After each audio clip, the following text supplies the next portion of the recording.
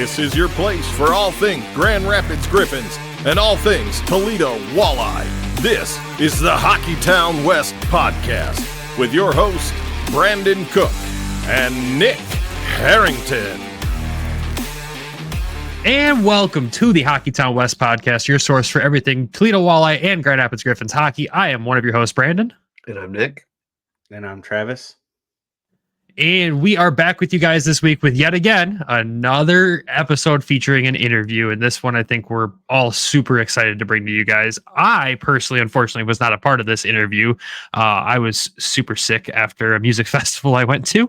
And Nick and Travis got to sit down with the Toledo Walleye head coach, Pat Mikesch. And you boys said it was a good time. I haven't even listened to it yet. We're recording this intro before I edit the whole thing. I'm partially the way through it. It sounds good so far, but you guys had a good time with this one, didn't you?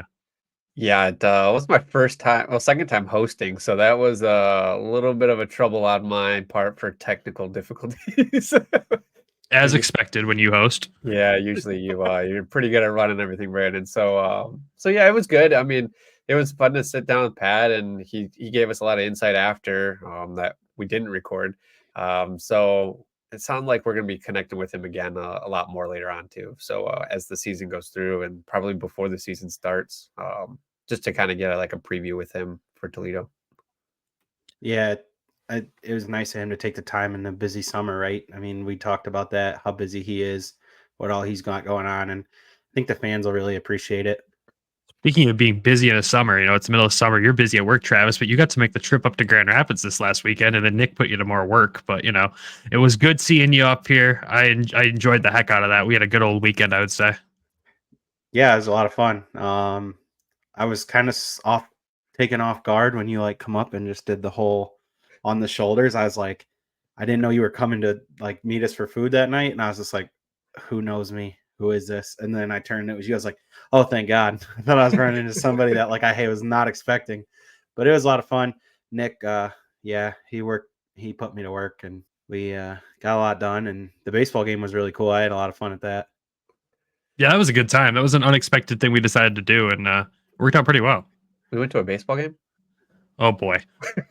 On that note, before we dive into this Pat Mikesch interview, there are some Toledo Walleye lineup updates that we've got to talk about because so many players have been signed. This is my favorite part about adding the Toledo Walleye to this show is being able to cover more stuff in the summer like this, because there's just every week there's new player announcements, there's new stuff to talk about. It's not like with the Griffins, once the Wings are done with the trades and free agency and all that stuff, it quiets down for the Griffins side of things, but Toledo's keeping us busy. So Travis, let's talk about some of these guys. Who have the Walleye added since the last time we talked about roster additions? Dalton Messina, he's coming back. You got Mitchell Lewandowski. Fans will be happy to have him back. And then obviously the two that I think everybody's going to be the most shocked, or has been the most shocked about, or the initial reactions of is why or what are we doing, is Chaz Redekop and Jalen Smerek. Obviously two big names coming from division rivals. Not the first time it's happened, but pretty cool. I think you're going to see Smerek's in kind of an upgrade on what Riley McCourt could offer. Nothing against Riley, but I mean, you're adding a guy with Smerek that had 71 points in 70 games, can run the power play. And I think we even said with Pat, it's going to be a fun power play with him and Hawkins and Bliss and all the other pieces they got. But Redekop going to bring that physical presence that I think everybody has wanted to see come into the lineup. And also with Smerek too, you got to realize those are the two players that really seem to kind of just were agitators to Toledo all year last year. And now they're on our team. And I think it just kind of gives us some snarl on the back end that, Graves kind of had, but be able to have it for a whole season, I think is really going to help them out.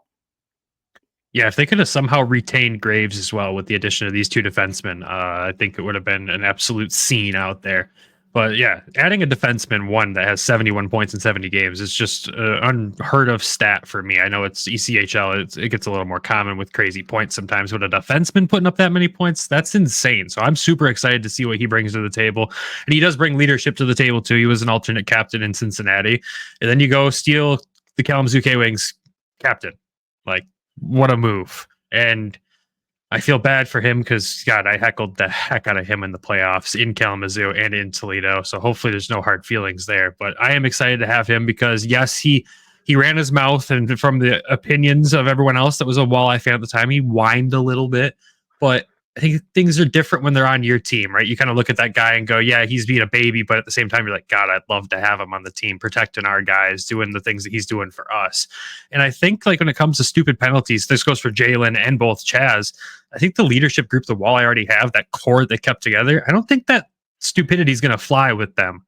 I think they're going to be able to come together as a group and keep that stuff a little tame. Yeah, I look at it as if you can't beat them, join them. Another thing I said to my buddy is, like, you see a defenseman with 71 points in 70 games. It's like, hey, we just got the Eric Carlson of the ECHL on our team now. Like, super offensive talent coming onto the team. I'm from the back end to already pair up with, a talented forward group that they've already assembled. And then kind of blended it in with some depth signings on defense. I mean, you got McCallion back, Cole Cameron's back, and there'll be some more coming from what it sounds like. So just stuff to be excited about. Obviously, the big interesting thing will be goaltending, but I think that's going to be Grand Rapids' help. Yeah, I think it's definitely going to depend on what Grand Rapids does with their goalies. I think we kind of assume what's going to happen unless Detroit makes any other moves or anything like that with trades. Who knows what's going to happen? But we would assume it's Jack Campbell and Sebastian Kosa, which does leave an interesting decision to be made for Toledo. With, we would assume Jan Bednar earned his spot in Toledo and would come back. But who's with him? We don't know. There's so many goalies now. I mean, Carter Gylander seems to be everyone's option to pick, but he is still very young. We don't know what we're going to get with this guy. He could go in there and Philip Larson this. We don't know. So we'll see. I'm excited, but it is a point in the team where I get nervous. I look at the top end of the Walleye and I'm like, there's scoring, there's talent, there's depth, there's leadership. I love it. You look at the back end and you're like, okay, these guys can go out there, rough some people up, but there's also extreme amounts of talent there. Then I look at the net and I'm like, oh boy, this could get really interesting. That's going to be a young goalie tandem for the ECHL if that's the way it goes. That's a very young tandem. Maybe the strategy is just to fill it up. What do you mean? Just score, just outscore outscore your problems. But I mean, the defense, it seems like we brought a lot of people in that were good last year, or restocked were the holes that were left. I mean, do you think these are moves that are going to move us over to that conference finals, the finals for the ECHL?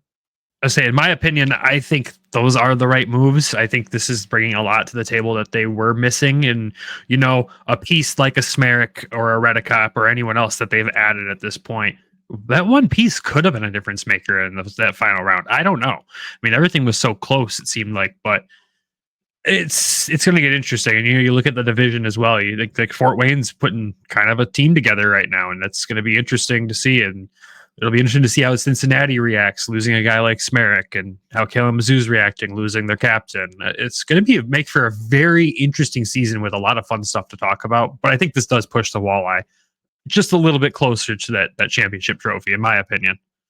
Yeah, in the matter of a couple days, a week, Kalamazoo lost Redicop, and then they lost another player today that played over 800 ECHL games. So, I mean, they've lost a lot of leadership in that team. That's insane. That sucks for them too. It seems like that's kind of the organization. What we're trying to do, though, is like steal everybody's captains, because you see it a lot in Grand Rapids, bringing people over, and now you're seeing, Pat doing it over here in Toledo. So, I mean, maybe that's just an organizational thing, trying to, steal everybody's captains. I mean, well, think about it. You're bringing in leadership, and you're surrounding these leaders with a lot of young prospects, especially the Grand Rapids side. But we don't know how many of these guys are going to end up in Toledo this year. There's still a strong possibility that Doucette's in Toledo. There's still a strong possibility that several of these younger guys might make that step. We've talked, off air before between us, but Emmett Finney is someone that we could possibly see ending up in Toledo this year with how stacked the Griffins roster is. And that's nothing against Emmett Finney. I think that's a great starting point for him to go down there and play. So you surround a couple of guys like that, and, your goaltending prospects, you put a solid decor in front of them with tons of leadership. It's a smart move. And yeah, you're right. That's just kind of the identity of the organization now. Surround the kids with true good leaders that can go out there and show them the right way. It's going to pay off in the long run. But with that, think that's the only updates we have for the Walleye. I don't think there's any other lineup announcements that have been made. Nothing else crazy. Nothing on the Griffin side. I think it's time we send it over to Pat Mikesch. What do you say, boys? Let's go. Yeah. All right, so we will send it over to Pat Mikesch, but first, of course, a word from our sponsors. And when we come back, we'll have the interview with Nick and Travis and Pat Mikesch and their recap of it afterwards. So, Nick, go read the ad. Do you know the beautiful thing about being a sports fan? There's only like 2 days the whole year without a game. 2, with so much happening and so much action, that makes just about every day game day at DraftKings Sportsbook. It's super easy for first-timers to get started. Try betting on something simple like picking a team to win. Go to DraftKings Sportsbook app, select your team, and place your first bet. It really couldn't be any easier, any simpler. Currently, the Detroit Red Wings are a plus 4,000 to win the Stanley Cup for next year. And if you're new to DraftKings, you got to check this out. New customers bet $5 and get $150 in bonus bets instantly. Download the DraftKings Sportsbook app now and use code THPN. That's code THPN for new customers to get $150 in bonus bets instantly when you bet just $5. Only on DraftKings. The crown is yours. Problem, call 1-800-GAMBLER or visit www.1800gambler.net. In New York, call 877-8-HOPE-NY or text HOPE-NY 467369. In Connecticut, help available for problem gambling, call 888-789-7777 or visit ccpg.org. Please play responsibly. On behalf of Will Casino and Resort in Kansas, 21 plus, age varies by jurisdiction, void in Ontario. Bonus bets expire 168 hours after issuance. cdkng.com/football for eligibility and deposit restrictions, terms, and responsible gaming resources. This show is sponsored by BetterHelp. What are your self-care non-negotiables? Maybe you never skip leg day or therapy day. When your schedule is packed with kids' activities, big work projects, and more, it's easy to let your priorities slip. Even when we know what makes us happy, it's hard to make time for it. But when you feel like you have no time for yourself, non-negotiables like therapy are more important than ever. It's helpful for learning positive coping skills and how to set boundaries. It empowers you to be the best version of yourself. It just isn't for those who have experienced major trauma. If you're thinking of starting therapy, give BetterHelp a try. It's entirely online, designed to be convenient, flexible, and suited to your schedule. Just fill out a brief questionnaire to get matched up with a licensed therapist and switch therapists at any time for no additional charge. Never skip therapy day with BetterHelp. Visit betterhelp.com/THPN today to get 10% off your first month. That's BetterHelp, HELP.com/THPN. Hockeytown West podcast proudly presents a special guest who's no stranger to the ice. From the frozen pods of Hancock, Michigan to the rinks of the USHL and beyond, he's carved out a legacy of excellence both as a player and a coach. Former collegiate standout at Michigan Tech, he racked up an impressive 169 points in 153 games and later transitioned to a successful 9-year professional career across various leagues, including one in the ECHL, AHL, and even in Germany. As a coach, he led the Green Bay Gamblers to numerous victories and mentored future NHL stars. Off the ice, he's known for his love of Burger King Whoppers, making him a man of great taste both in hockey and in food. Now he's taken the helm of the Toledo Walleye, bringing his wealth of experience and passion for the game to the ECHL. Ladies and gentlemen, please give us a warm welcome to the head coach of the Toledo Walleye, Pat Mikesch. How are you doing, Pat? I'm doing well. Thanks for having me, guys. I don't know who blew my scoop on Burger King, but I'm a lot better now than I was in college. That's for sure. Yeah, what's the go-to pregame meal now? Now it's a lot simpler, a lot more salads at this age. Yeah, I got that from the your Hockey Hall of Fame for the Michigan Tech. I was able to pull that out of there. Oh yeah, yeah. Okay, yeah, that was a good one. Well, thanks for taking the time during this recruiting season. How are you doing this busy off season? Yeah, it's been good. Obviously a nice run into the playoffs makes for a little shorter off season, but I've been back and forth between Green Bay and in northern Michigan, spending some time with family up there, and then I spent a week in Toledo last week with the staff, just kind of reorganizing everything. We talk daily, but it's nice to spend a little time together and map out a little bit of what the fall looks like. Can you share a little bit of your journey from being so you started as a player and then you became a coach? What motivated you into transitioning into coaching?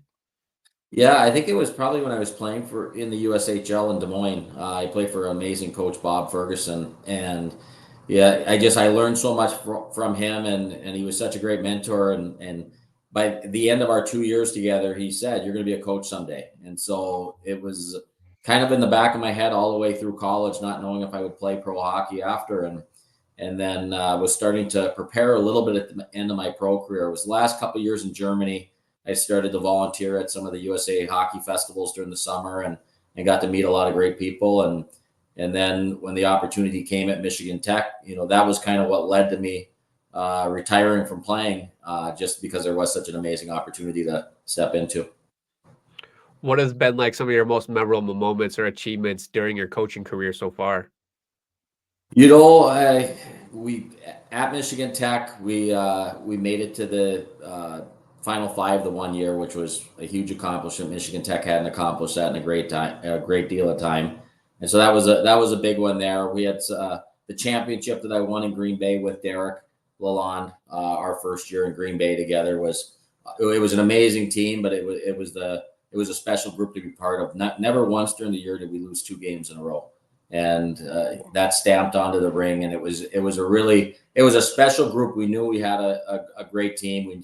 It would have been probably the worst coaching job in the USHL if we didn't win with that team, with all the talent we had on it. So, and then I would say the other years in Green Bay, we had a couple teams that were very good and had the opportunity and never found a way to win it again. So you look back on that opportunity we took advantage of and how special it was.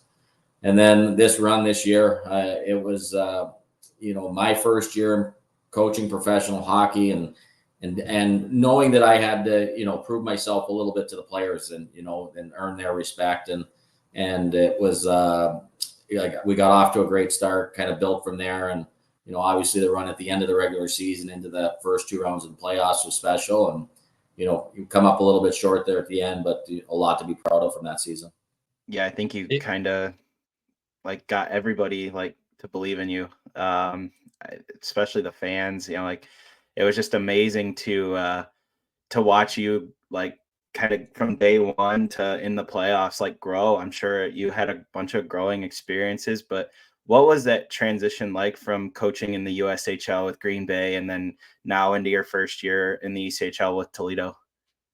Yeah, I think the coaching was very similar. I've been asked that question a lot, and it wasn't like there's these all new tactics that we're trying to change the game of hockey or anything like that. It was probably the way we coach as far as at the USHL level. This was for most players their first time of really getting systems and video of it and repeated video of it, and so it took more time for the players to really be comfortable with what we were learning, how important the systems were to what we were trying to do, just to make sure we were 5-man units all the time. And now you get to this level, and these players have all been through, the USHL and college hockey or major, junior. So they've kind of been through that. So they need reminders at times, but it's a lot less of repetition and more, okay, let's move on to the next thing now. So same concepts, just a little bit less teaching. Yeah, not reinventing the sport. It's just they've been playing for so long. Yeah, I think that's, I think I did things through the Red Wing organization that they really, stressed as key components of their game. And, and how Dan's teams have always been built is very similar to what I, wanted. We wanted to be able to skate. We wanted to be a puck possession team. So the players that were in place when I took the position, we probably had half the roster just about filled. And then, the staff and myself worked through to fill the rest of the roster. But, we were looking for the same type of players, which is important. Yeah, that's pretty crazy to hear that. I mean, I know you had a shorter summer for the back half of building the roster, but that half of the team was already put together. I guess that probably helped. But what attracted you to the position with Toledo? I think being so familiar with it. When Derek left Green Bay, he went to Toledo, and Derek and I have stayed in touch forever. I mean, if we don't talk every week, it's going to be every other for sure. And he always just told me what a cool place it was, and it was a gold mine that he got to walk into. Basically, the fan base and everything was in place, and and then he brought in some key players to really turn things around there. And so I knew the reputation. I had gotten to meet Dan at the NHL draft. I would say it's probably 3 years ago. And so I was familiar with, what Dan was doing there, everything he was accomplishing. And so you always want, I wanted my next coaching opportunity. So to have the opportunity to, go to a place that I was somewhat familiar with already, and everything that had been accomplished there, and knowing the culture that was in place made it an easy job for me to pursue. And I was, honored to receive it. They do a fantastic job down there. Every time we've been down there, it's just been welcoming from the fans as well. So that makes a lot of sense. This season was a bit crazy for you. They started with a loss, then strung a few games together. You fell a bit, and then went on a 22-game win streak that carried into the playoffs. How would you describe your first season as being in Toledo? Yeah, I think the hype, the build up to, I don't know if you have ever seen one of the opening nights, but I mean, I was at a fan event at 5:00, and the place was just packed, and I was like, wow. And everybody had, said that opening night was going to be insane, and they couldn't wait for it. But the energy level, it's just different. I mean, it is wild, and it kind of woke me up. I had no idea that the fans screamed during the national anthem, so that shook me the first time I'm standing on the bench. The goal horn shook me the first time that went off. So I was going through opening night somewhat a fan, somewhat a rookie on the bench, like just kind of going through it with the guys, and it was special. I think it was I was as nervous for that game as I've been for any game that I've coached. Every time, there like some pregame jitters. It was pregame jitters. Like I was pacing the hallway for a bit. I just had to get out of the office, and I was walking, and I'm like, all right, like I'm gonna get booed off this bench if we don't come out and do things the right way tonight. So it was definitely, I was like, I had player emotions jitters that night, and like it was exciting to be part of, but I've never felt that way before a game that I've coached. I can only imagine, because we've gone as fans, me and Brandon, and just the energy, and like I didn't tell him that they hit somebody during the national anthem, and as soon as it happened, he just like looks at me, and it's just goosebumps like throughout. It's just crazy to see it on that side. I'm sure it was even louder for you down there on the bench. And all of my family members, like whoever came to the first game, didn't tell the people that were coming to the second game, and the people that 20 games later, I'd have a new family member there, and nobody knew anything that was really going to happen. Just, it's a great fan base. And like, my family is a true hockey family. I mean, everybody played, everybody's been around it their entire life, and they absolutely just love coming down to the games. It's an electric place to be at. It's probably something they've never experienced before. No. And I played in Germany, where the fans are, crazy, the flag waving, they're singing the entire game, but it's a different type of energy that gets built into the bank tank. We love that atmosphere, that craziness, and that's something that we want to be able to see grow even more in Toledo, and then also get started here in Grand Rapids. So something that we're trying to start. Go ahead, Travis. Did you have something? Yeah, it's like almost like it's undescribable until you witness it. It really is. Like I can remember, and it's been like that ever since I was a little kid. Like I can remember going to the sports arena, and it was crazy. And then you get even more people in the Huntington Center, and it's just a recipe for a noise factory, basically. It is special. During your time with the Scott Stan show, right before the season, Dan Watson had told you that one thing that you needed to do for next season was take care of your veterans, and you brought back 4 of the captains from last season for this upcoming season. How important was it for you to get them signed for the coming year? Yeah, I mean, it was huge from day one, from exit interviews with the players. I mean, we made it very clear that, we need that core back. And once none of them were going to Europe and they were going to be staying in the States, it became a priority. We basically had them all done like within the first 2 days of when we could sign them. And, the press releases come out a little bit slower after that, but those guys were committed from day one that they wanted to be back and carry on the character and the leadership that they, had for us all year long. I got so many questions about when are you going to name a captain, and I'm like, I kind of like where things are at right now. This group leads together, and I think they took great pride in that it was a group effort. It wasn't one guy that had to carry an extra load. It was all of them taking responsibility together. Yeah, that probably makes makes it a little easier for you knowing you got 4 good leaders like that. But what did you learn through your first season regarding roster construction that you think you need to address for future seasons? And what are some qualities that you look for in players when building a team? Yeah, I mean, like we always, everybody wants to say we want to get a little bigger, faster, stronger. We recruit competitive players. If you're going to be playing a season in the East Coast Hockey League, and it's not glamorous by any means. It's guys that you have to really love hockey, and so hockey sense and guys that are rink rats, are definitely a key. When I came to everything last year, we were struggling to find defensemen. A lot of the defensemen that we would have wanted, coveted, they were already, picked up and signed with other teams. And we got very fortunate. Matty Anderson, we made a trade with South Carolina to get him. And I was familiar with Matty from my time in Green Bay. And so he was a huge addition.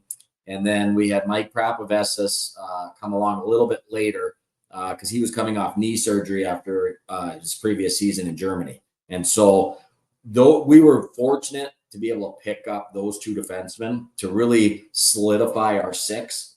And then, it was late in the year when we added Graves, who, gave us another veteran presence and a little bit of size and strength.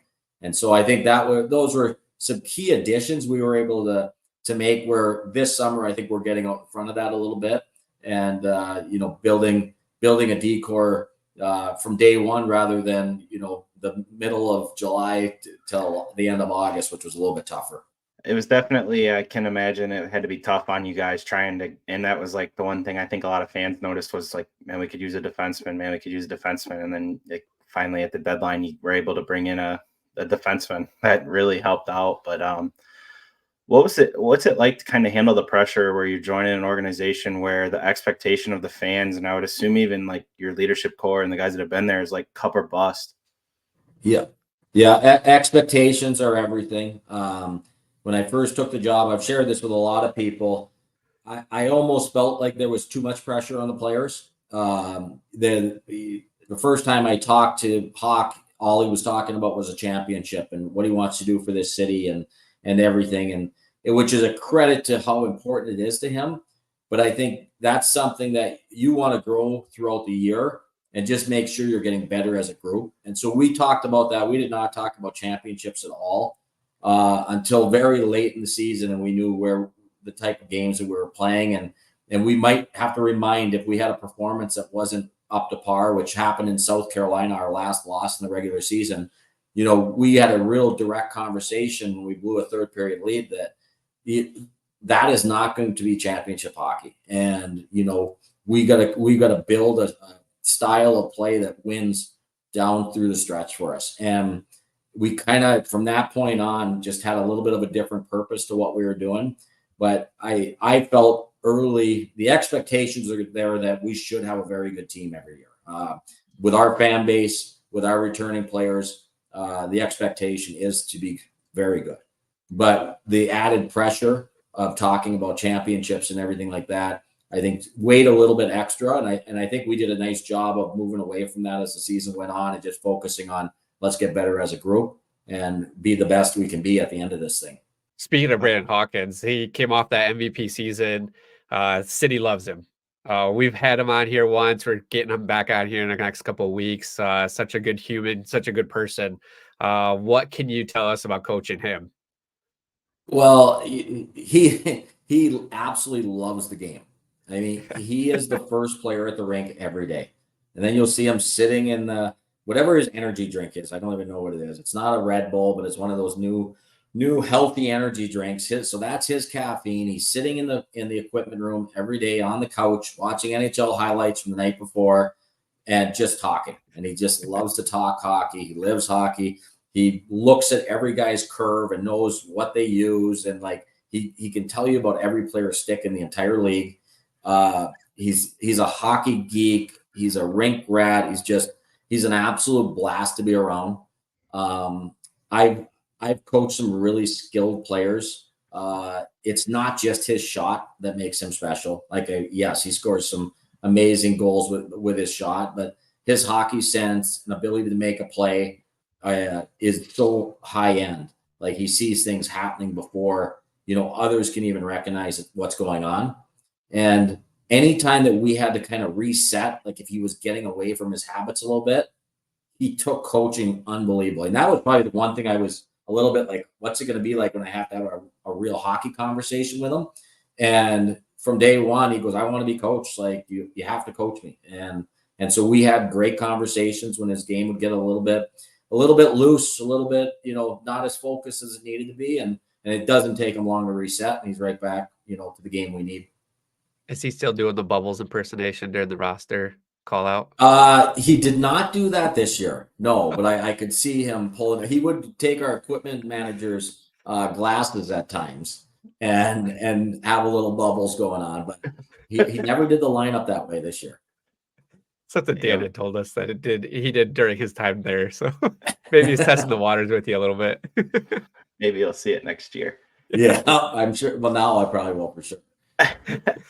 Yeah, we dubbed him like the human cheat code. I mean, the guy can score from literally anywhere on the ice, it seems like. I'm waiting for him to score from the other side of the red line. Like just catch a goalie sleeping and just dump it in, but it's going in the net.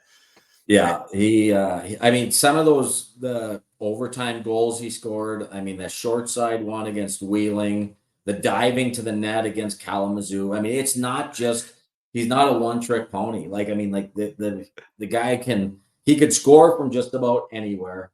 He surprises goalies when they're not expecting it. And then if he gets to walk into one, it's just deadly. Yeah. One guy who, like, I would say had a breakout season this year was Sam Craggs. It seemed like he got more ice time this year than the year before. And like you had put a lot of trust in him. What did he do in the offseason to kind of lead to that breakout performance and take that next step in his development? I think Sammy's always been a hard worker. Like, I mean, I find it hard to believe he did much different. I think it's just that confidence level and knowing that he was probably ready, and then talking to the assistant coaches and even Waddy from the year before, they always were like, he might have been the guy that was getting ripped off. Like he might have deserved a little bit more, but things were going pretty well. And, you don't make a lot of changes when they are. And so for me, I needed him at center. We were thin down the middle, especially to start the season. And so, I put him at center. I knew he was going to kill penalties, but then all of a sudden I'm like watching him score these goals. And I'm like, hey, Boehner, why is he not on the power play? And so it wasn't long. And Boehner was like, yeah, I mean, let's get him down near that net on the power play. And he's our power forward. Trenton Bliss has a lot of those same intangibles, but I mean, he was definitely our power forward, the guy that took pucks off the wall, took it right to the crease. He likes being in that dirty area. He likes getting his helmet knocked off. Like, I mean, he's just, he does a lot of the little things that you need to kind of free up space for people around you. I think the one thing that really stood out to me with Craggs this year was in the playoffs. He scored I think it was against Wheeling on 3 straight shots. Yeah. It was just like it was a natural hat trick on 3 straight shots. It was just like, it seemed like it was like that confidence that you're talking about, just like it was oozing at that point. Yeah. He's such a big kid and can skate. I don't know if many people know it, but I mean, he goes to work every day after at an engineering firm in town. Like, so he works like 3 days a week after, just gaining knowledge so that whenever hockey's over, he's prepared for the real world. But he shows up every day. He's probably the loudest guy on the ice in practice. He's always making fun of somebody, so he enjoys doing, what we have to do on a daily basis. Do a lot of guys have jobs afterwards? No, most guys, video games become their job after, so yeah. So maybe poker, video games, and Sammy's sitting there putting on his work clothes and heading out. That's insane. That's crazy. I mean, to go into engineering too. I mean, he must be a really smart guy on top of that. So yeah, I think Sammy's going to be in a better spot than I'm going to be in the future. I can tell you that much. No. This season, you were pretty fortunate with Grand Rapids that we didn't take too many players compared to previous seasons. One of the first call-ups, I believe, was Trenton Bliss, a guy you're familiar coaching. You coached him at Michigan Tech and in Green Bay. No, in Green Bay for the 2 years. Yeah. Okay. Can you speak about his development throughout your time with him? And then, I've known Blisser since he was a Bantam. So it's kind of my oldest son is the exact same birth year. So they played against each other, in high school hockey. And then it was Blisser came to me for that first year. And I always tell this story. I had to send him to the North American League to get his confidence a little bit. And so we sent him. We said, you're just going to go there for like a month and a half, and then you're going to come back. And he did it. He came back. And he was feeling better about his game, but don't quote me on this, but I think he had like 5 points his first year in the USHL. And then the next year he had 50 something. And, he had the jump from high school hockey was in Wisconsin to the USHL was just so big. I probably should have had him in the North American League that whole first year and then brought him in. But he came in that second year. And he had trained so hard that summer. And I knew exactly who his strength coach was and who he was working with. And so I knew he had done everything the right way. And now he just wanted to prove himself. And he did from day one. You just saw a different player, different confident player. And then he went up to my alma mater at Michigan Tech and had a great 4 years up there. And then to be back coaching him again now, it's great. He was a high school brat when I first got to know him, and now he's just a great person, great leader, loves being around the rink, and he is that guy that we got a big time face off late in the third period. Who's going to be taking it. He's going to be out there. He's going to block a shot if need be. He's going to get a puck out of the zone. He does everything on both sides of the puck so well. I think he's one of the most, if not the most complete player in the East Coast Hockey League. How does a guy like him from Texas end up in Michigan Tech? He's actually he grew up in Appleton, Wisconsin. So he grew up 30 minutes south of Green Bay. So birthplace was in Texas, but most of his hockey was, I don't even know exactly when he moved to Appleton, but he played 90% of his hockey there. That makes sense. I was like, man, the flip from there to be in Texas all the way up to the UP, like that's not a small adjustment for a kid. So no, it's not a small adjustment from Appleton to Houghton Bangkok up there. So yeah, that Texas adjustment would be even bigger. Yeah, the last guy from the leadership core, Conlon Keenan, seems like he's just Mr. Steady, always doing things the right way, always in the right place at the right time. Can you just kind of talk about him? I know Hawkins, he talks highly of him, that, it's a leadership by committee, and just kind of touch about him to round out your leadership core. Keynes is definitely the most organized out of the whole group. Anytime anything has to be sent to the entire team, it goes to Keynes, and Keynes gets it out to the team. Like he's definitely the press secretary of that group, but he is, I'm sure Hawk has said it, everything as a human being, like how he takes care of that locker room. If somebody's going through a hard time, Keynes is going to go and have a coffee with them. If it's, the guys who aren't in the lineup, he's going to make sure, he's bumping into them and letting them know that, hey, things are going to get better. You keep working, do things. Like he has such a great feel for how to manage that room and take care of those guys. And you need glue people like that. And then he's a caddy at like Oakland Hills or wherever he's at, some private country club all summer. And I can't even picture him with that hair, like out there caddying and like taking care of the rich and the famous, but apparently he does a good job of it. You spoke a little bit of your relationship with Derek Lalone and earlier. How much did that influence your decision to come to Toledo? It was reassuring. Just on what an amazing place it is. And, the organization, you knew things had to be in a pretty good spot. Not hard to look at attendance and all the wins over the last few years. So you knew there was a lot of good things in place. But then, to talk to Derek and him be like, once you talk to Joe and Neil, and they're really going to walk you through, the things that are in place for you to have success. And so Derek just reassured me on everything that, this is what you want to do, and you're going to love it there. And, the city of Toledo reminds me a lot of Green Bay. I don't know if you've ever been, but, basically our rink, the rest center for the Gamblers is right next to Lambeau Field. And so it's just a huge sports community with sports bars and everything all around it.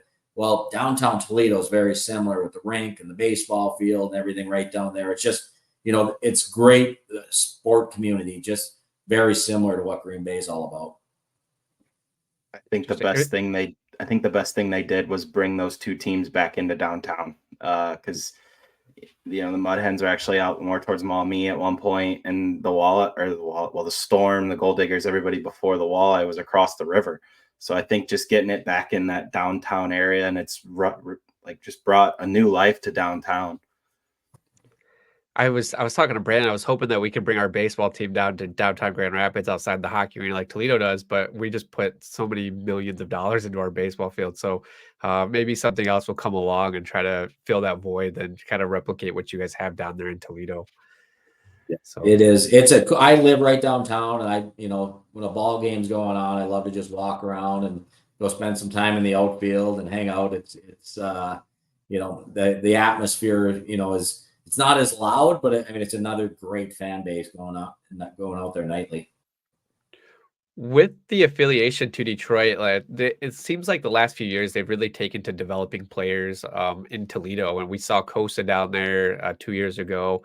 This year you have Jan Bednar and potentially Carter Geilander joining next year. How do you approach player development, especially with the young players trying to make it to the next level to the AA or to the NHL? Yeah, that's a big part of the entire process. We want all of our guys to be getting better, but those guys that are in those situations, it's made clear from Grand Rapids, from Detroit, from whether it's Dan Cleary or whether it's Phil O'Sare with the players. They want to know how their players are developing. They want to know what they need extra of, and so we just want to make sure that the player is well aware of what it takes for them to get to Grand Rapids on a regular basis. And, whether that's your play with the puck, your play without the puck, we don't want the player to be sitting in our locker room and being like, I wonder why I'm here. We just want to make sure they're informed and doing everything possible on a daily basis to prepare to be a full-time American League hockey player. What are some of the biggest challenges that you have faced in your coaching career, and how did you kind of overcome them? Yeah, I guess challenges would be tough seasons when you're not good enough and you're losing more than you really want to.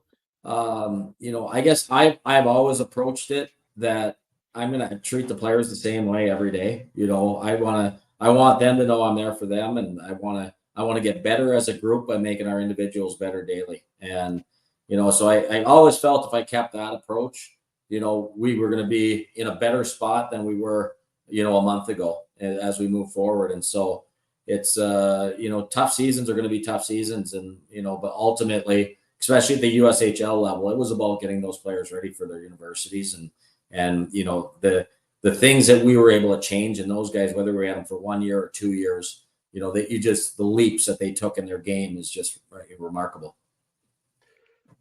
Yeah, so the minors are known for the bus trips. What are them kind of like? Obviously you said some of the guys are video game guys. Are guys doing that, or are they playing poker? Lots of poker and card games, schnarps, all of that going on in the back. Up front with us coaches, it all depends how long it is. If it's a good opportunity to get some sleep, we're going to get some sleep. And we're very fortunate the way we travel. Our buses are great. The sleeper buses for 99% of our trips. The guys are able to relax and get some rest. But there's always going to be a little bit of card playing going on. The video game is hooked up, but I didn't see a ton of that being played on the bus this year. Any funny stories you could share about the team throughout the bus trips this year? I'm sure there's some. I'm trying to think. I know we had the one trip to South Carolina, and somehow when they scheduled the buses, they thought we were going to make it to Charleston in like 11 hours. And I didn't know. And so I'm sitting there going, okay. And Brad Frederick, our head athletic trainer, said, there's no way we're going to make that practice that we have scheduled tomorrow. I'm like, really? And he's like, there's no way we're getting there in 11 hours. And sure enough, I mean, it ended up taking like 15 hours, and players are happy because we don't have to practice, and coaches are mad because we want to skate. And it's just, it's just one of those things that you're going to have some chaos, throughout the year, no matter what. But I don't think we had anything that was like wacky this year where, in past times I've been stuck in ice storms and different things and having to try to find hotels at 2:30 in the morning because we're going to be freezing on the bus if we don't get into hotel rooms. There's always going to be something going on during the season, and you just hope you can make it work the best you can. Are you guys going to get to fly to Idaho next year? Yes, we are flying. We actually play in Bloomington that Saturday, Sunday of the opening weekend. We'll go right to Chicago after that game Sunday, fly out Monday, and then play the Wednesday, Friday, Saturday, and then fly back on Sunday. And then we're going to get to fly to Norfolk this year, and then we'll fly to Orlando. So the guys will get their air miles a little bit this year. I think Travis was talking about going to that Orlando game. Considering it. That should be a good trip. I played in the old IHL in Orlando, so it'll be nice to go back down there. Plus, it'll be in March, I believe, so it'll feel nice down there. Yes, it'll be a good time of the year to get away. Is it in the same arena? I don't know. It's got to be a new arena, but they were both right downtown. I was there during the Shack days, so it was we'd go to the practice facility and we would pull into one parking lot, they'd pull into the other, and so you'd see Shaq walking around, and I was like, that's kind of cool, like Shaq hanging out, and he'd come down and watch our practices once in a while and just be wandering around. So that's so cool. He's become a big face on TNT this year during the playoffs too. Yeah, during the playoffs, him and Biz are always going at it. So yeah. This question is kind of spans over your playing career and also coaching career. Brandon and Travis and we both love the specialty nights. We love the specialty jerseys. I've got a few behind me. What has been your favorite specialty or theme night in Toledo or across your career? I've always in Green Bay, our military night was huge, and we actually used to have. If you guys ever come down, I got a couple of them in my office. That we would have. Our helmets would match whatever the jersey was that night. And so we had stars and stripes one time, we had camouflage, and then the proceeds would all go to the disabled vets. And so that was just a huge game for me. I always loved it. Another one in Green Bay, we did the Packer tribute to the Frozen Tundra game. And we were playing the Lincoln Stars, and they had played the Dallas Stars. So they had the stars, and we did the Packer jerseys with the yellow. Our pants had like the yellow pullover, and then the green and yellow socks. And I mean, the jerseys came out great for that one as well. But then this year, what would have been my favorite one this year? We had 15 of them, so it makes it really tough to determine which was my favorite. But the only ones I don't like are the ones that the jersey number is the same color as the jersey. So none of the analytics work for any of those games. So I sent that note in this year. I'm like, the jersey number cannot be the same color as the jersey because you cannot get any analytic numbers back at all the next day. But I think we're going to have a military jersey this year. I just saw the mock-up of it about a week ago. They sent it to me, and they look great. So I'm excited about that game that we'll be having this year for sure. Hopefully matching helmets. Matching helmets. Matching helmets too. They are not, because getting the matching will be so tough with the green that's kind of in the camouflage. So we tested a couple. So I think it's just going to be a black helmet, and we'll wear black pants and gloves for that one. But the jersey and socks are really cool. You need the fish holding the flag. Wow. Yeah. See, now we've got something. We got plenty of ideas. Just reach out. Yeah, where's the idea box? Suggestion box. Right. No. Go, Jeff. So heading into the future, what message do you have for all of your now fans here in Toledo as you embark on a new journey with the team? Obviously, it's a new year. Goal's still the same, but what's kind of your message to the fans going forward? Yeah, I mean, I appreciate the way the fans, accepted myself, my family, everybody was so welcoming when we came to town. And, I wasn't unknown. Waddy had made things really hard to fit into that chair when I got there. I can tell you that. Like, I mean, his mark that he left on, Toledo hockey is special. And, I appreciate all the support that I got from our management, our support team, my assistant coaches, Alden and Boehner are unbelievable.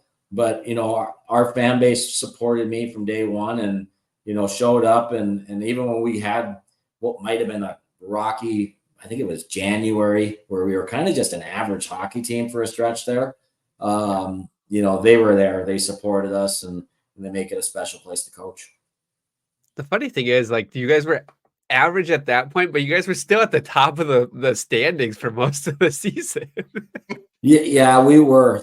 It was Brent Bain is the kind of the joker of our staff, and he sent me a text with a Facebook post and he's like, "Hey, I know we're in first place, but this guy wants you fired."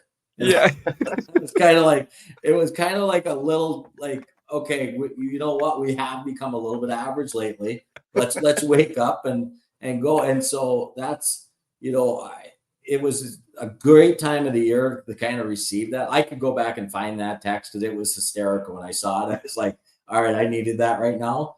And so we got off to that good start, and we do everything by 7-game segments, and we reward the guys. If we get 10 points in 7 games, then, they get a reward of some sort. And anything higher than that, the reward might get a little bit bigger, a nicer dinner or something along those lines. But if you got the 72 games. So if you're 10 7-game segments, if you get your 10 points in all those, you're going to be at 100 points. You're going to be in a pretty good spot. And so there was only twice we didn't get those segments, but they were almost right next to each other. I think we had 9 points in both of those. But other than that, we won every one of our segments. And so it was always nice that we were able to reset and be like, hey, we're going to start this segment against Fort Wayne on a Saturday night. Let's make sure we get off to a good start with it. And the guys were really well aware of it. They kept track themselves, and they knew when a dinner was going to be coming or something along those lines. So it worked out. So I think that kind of builds to where you want to be at the end of the year is let's get our 10 points every 7 games. And that gets us to 100 points. And whatever we do on top of that, we're going to be in a pretty good spot. So what was the award after the 22-game win streak? We had a really nice dinner. It was basically, it ended up being a pre-playoff dinner. And Souk is my favorite restaurant in Toledo. I shouldn't say that because other people might be like, well, you come to my restaurant all the time. But Souk is my favorite. It's a Mediterranean restaurant right by my apartment. And we took the entire team there, and the guys absolutely loved it. And we had management there with us that night too. It was a nice little get together. Right, I think it was a Tuesday night before playoffs started on Friday. Nice. That might have been the day we talked to Hawkins during the day.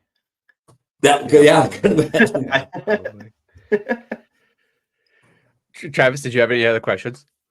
No, I just can't thank you enough for taking the time. I mean, I know your phone's probably going crazy because you're like one hat coach, one hat GM with assisting the actual GM with building a roster, but just a huge thank you to you and what you've done in just 1 year.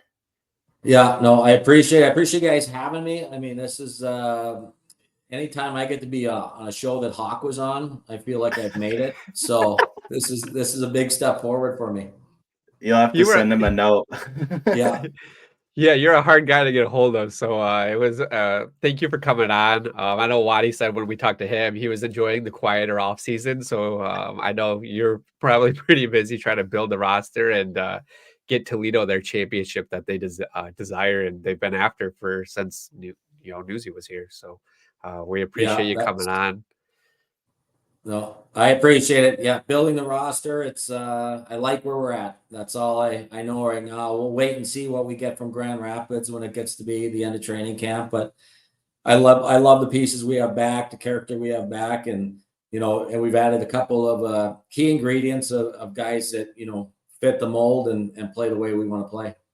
Welcome back to Hockeytown West from our interview with Pat Mikesch from the Toledo Walleye. That was a lot of fun. Yeah, a lot of fun. A lot of good information from him too. Yeah, I was surprised he gave us as much off air that he did. So definitely he said he'd come back on. So it'll be fun. And if you guys have questions, you guys have anything that you want us to ask him for next time, please leave them in the comments below on YouTube or on the Twitter page. So that way we can get a kind of like another note started of questions that we can end up asking him. But what was your kind of your takeaways from what he had told us, Travis? Yeah, so really just how much he loves the city after 1 year. I know he said that about Waddy, but still the same thing. The city sells itself. And ultimately too, how he felt like a first year player, first game and professional level when they hit somebody, he's like, I was shaking. Like, it's just crazy to hear like even a head coach get like that. So it's pretty cool. I think everybody's going to enjoy it. If you're not expecting that, I mean, it will literally shake you. And I was fortunate that before I went to Toledo, I watched them at Kalamazoo, and I was sitting with some Toledo fans, and they're like, just be ready. They're going to yell, hit somebody during the national anthem. I didn't know when. So when me and Travis went that next weekend, I'm like, Brandon, they're going to yell this at some point. And I almost didn't want to tell him because I wanted him to just be like, what the heck? But I was like, I should give him a little bit of a heads up on it because it does like that. It's crazy. And I know previous episodes that like podcasts that he was on that I was listening to, like he had never played there. He had never been in there. He was in the old arena, the sports arena before. So he had never been in the Huntington Center. So I was like, excited to kind of see like his reaction to that first game and like how he was just shooken, just like us, just like everybody else that steps into that first time. So that was good. I think the funniest thing when Brandon came down for the playoff game, he looked at me when he started playing Anthem, like, when is it? I said, you'll know. And then Brandon goes out to other stadiums and he tries to do it too during there. And they're like, no, don't do that. Don't do that, Brandon. But it's crazy too. Like I like the aspect that he was like, yeah, one of the assistant coaches showed me like this guy on Facebook wants you fired. Like I it's such a high expectation there at Toledo. Like there's a standard and there is the fans and the players all level up to that standard like to bring a championship, to get to the Western Conference Finals, to get to the playoffs. Like the tradition and the culture is there. And like he didn't have a bad season. Like we talked about it, we laughed about it throughout the season. We're like, yeah, there's a little bit of a slide, but look at where they're at in the standings. Like nothing to be worried about, nothing to be freaked out about. I'm glad that it didn't get to him, and he was able to joke about the everybody wanting him fired kind of thing. So I thought that was pretty funny on that end. But yeah, I think the other thing that really stood out to me is how they approach it in 10 or 7 7-game segments. I think it was. I forget exactly how he said that. It's kind of a tongue twister, but just how it's like, if you get 10 points in that 7 games, you're going to be at about 100 points and you'll be fine. And it kind of was funny how he even brought up, he's like, the 2 where we didn't get that, we were like 1 or 2 points short. We're back to back. And like, it was kind of like a free fall. And then you brought up like, well, yeah, but you had such a banked lead in the standings that you could afford to kind of come back to reality a little bit. And I mean, they got hot at the right time too. Like you don't want to, we see these teams that get hot in the middle of the season and then they kind of flounder. But like the way they did it, like it timed out really well for them of going right into the playoffs on that heater to go through. And it was interesting. Like I like that point too that you said, as they did it in 7-game increments, which I thought was a little odd. I've heard this before, but it was a 10-game increments is what Scotty Bowman used to do with the Red Wings back in the 90s. And they always judged it off of 10 games. So it was weird that he said 7, but maybe just based off the amount of games. I don't know. Like it was just kind of, that was interesting. yeah, it's just there's so much to take away from it, right? And just a huge thanks to him again for willing to take the time out of the summer. I mean, he's busy. His phone's ringing off the hook. You heard Watson last episode talk about, or might have been the episode before. I don't know. Everything's just kind of rolling along in summer with as many interviews as we've done. But just about how it's you're so busy and your phone's constantly going off. And like he told us with what he's got going on with making the full move to Toledo now, it's like, just holy cow, he's got to be so busy. So I can't thank him enough for taking almost an hour out of his time to sit down and chat with us. It probably was almost an hour after you take out the extended time he gave us afterwards. Oh yeah, it's I think our timing was perfect too. Just when we reached out, he was already in Toledo, signing players, meeting with players. So I think that helped us quite a bit. But yeah, with the move coming over, the busy off season, we're definitely have to. Hopefully, we can get him on before the season starts with the walleye again, just to kind of wrap up his the offseason and like the roster completion. And it sounds like there's a lot of signings that are coming out. I'm not going to mention any because I don't know what will and what won't by the time this episode comes out. I know we've got Be some happy fans. Yeah, there's going to be a lot of happy fans. Sounds like the team is going to be pretty loaded for another run at it again this year. So I'm excited on that. And I know you're excited. And even when I called Brandon, he was pretty pumped to hear the news. So any final thoughts there, Trav? Yeah, I mean, we could kind of go into one. Redicop signing with Grand Rapids. It's kind of what the fans want, right? That guy that can stick up for your teammates, not scared to do it, plays a physical game. And I think the fans kind of beg for that. And especially with it on the back end, that only makes it tougher to get to the front of the net. Play that defensive game that they want to play, as well as then, you got other guys on the roster that can score, and he can just kind of stay back, play his role. He's going to know what his role is. I mean, he's done it for however many years now. So that's going to be an exciting one to keep an eye on. I'm interested to see who they pair him with. Yeah. Do you think he's going to be more towards Toledo or more like the rotational guy that might sit up here in Grand Rapids? I think they're going to have him play, wherever he's going to be playing. And I think a lot of time will be spent in Toledo. It's just with how the Walleye kind of teased it on Twitter. And I think they kind of know that's where he's going to be. But I think if GR needs a defenseman there, it's going to probably be your first call up because he's under a Griffin's contract. But just exciting to know that, he's seen a need and he went and got it. Yeah. And especially like what he told us off air was like during the handshake line in Kalamazoo that, you're a hell of a player. We love, I love the way you play. And then he turns around and signs him. So it was just like, that was just beautiful the way it was set up and like how it was done. And it's good to see because I mean, that fills a huge gap for you guys, on the defensive end with a couple of your players. Like we talked about Graves leaving and Matt Anderson over with Toronto. So it'll be good. It'll be a good fit. And I'm excited to see how he gels with the rest of the team. Yeah, it's going to be exciting. I think the fans over the next couple of weeks are going to have a lot to be excited about with, what's coming. Where would you say the temperature is right now with the Toledo fans? I don't know, but my excitement level kind of went through the roof in the last 15, 20 minutes or so.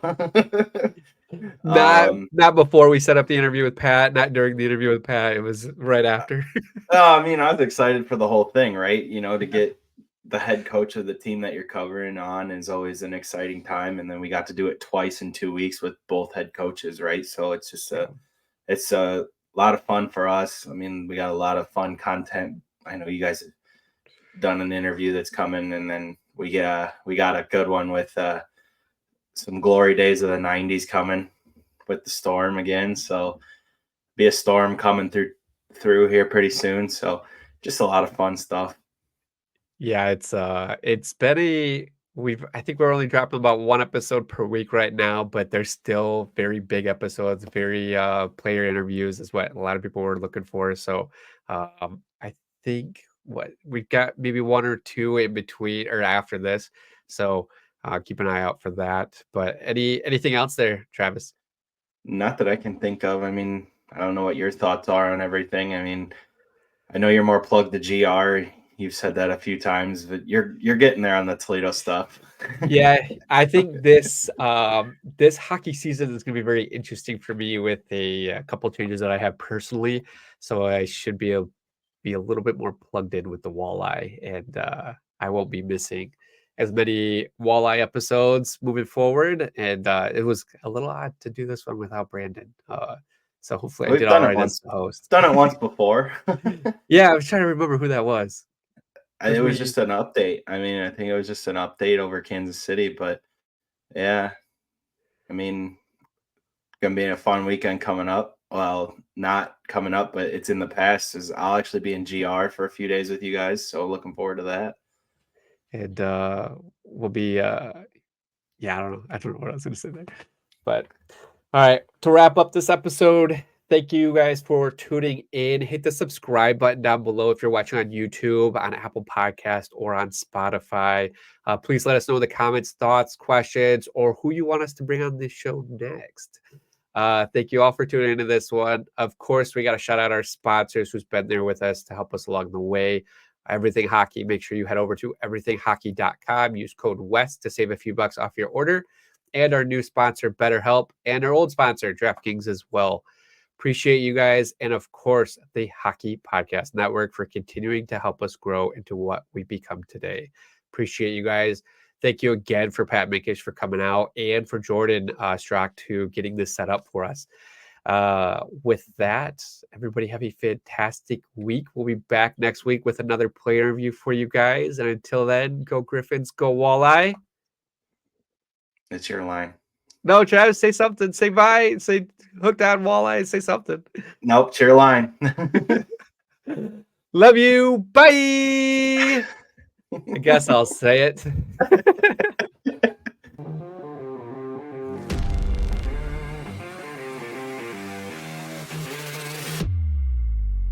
Thank you for tuning in to the Hockeytown West podcast.